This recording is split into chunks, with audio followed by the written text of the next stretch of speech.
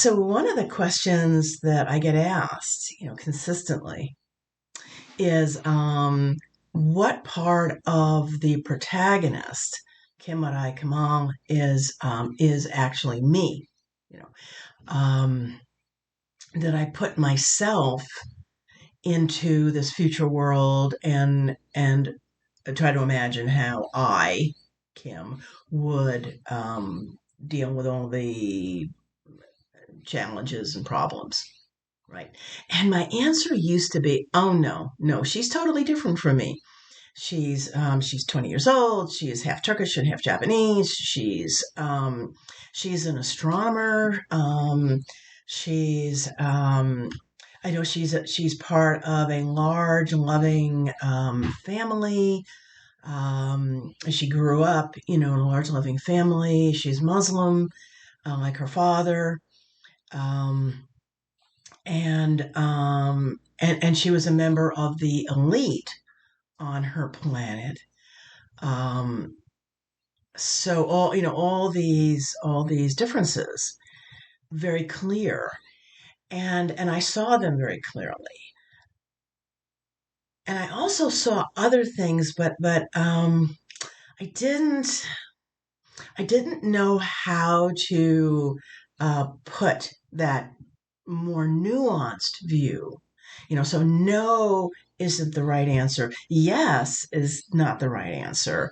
Maybe sounds like partially sounds like that I'm dodging the question. So I now, and it's taken me a while, to I can now provide a more nuanced view of that question. And the reality is every single character has some bit of me in it. It's something that this person understands something that I understand, because I've experienced it, or I've studied it, or this character is doing something full time that I have this much experience with, or they're taking the road that I didn't take, and I'm through this character speculating on some of the nuances of a particular path, or etc. I used to make jokes because my husband, who has been my one of my beta readers, right, for all these books, um, he has fallen in love with Noor, which is Kim's twin sister, sororal twin sister. Because she's so, according to him, she's so sweet, right? And she's kind, and she's good, and right, which tells you, what his delusions are about me. Probably. um and and Noor also has different kinds of problems. She's the psychology expert in the family, so she helps the various other characters through some of their biggest dilemmas.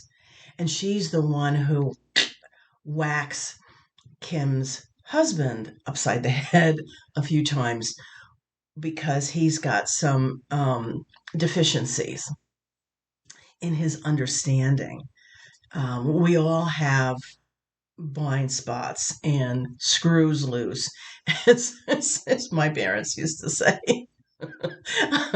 um, and Kim, the protagonist, has some screws loose. So of course, it's no fun, no fun except that way.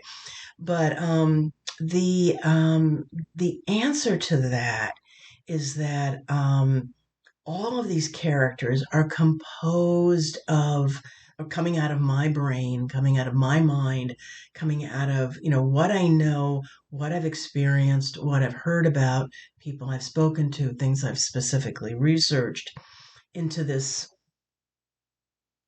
What makes a coherent character so that these characters come alive, so that they're real.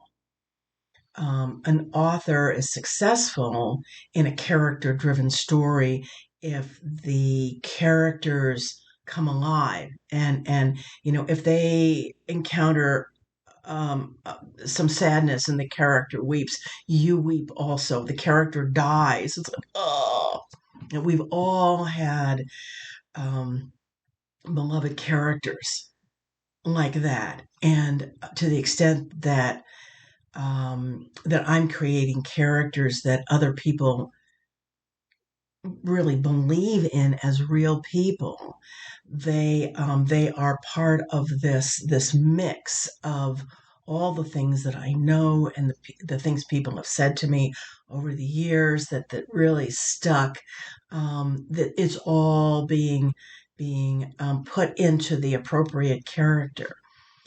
So we've got good guys and bad guys, and confused guys, and people who make the wrong choice and then achieve a redemption, people who make the wrong choice and never seek redemption, and everything in between. People who seem to be heroes and aren't, and people who seem to be flawed and are a lot more noble than they appeared at first sight. So that's the long answer to what you many people think is a yes or no answer question.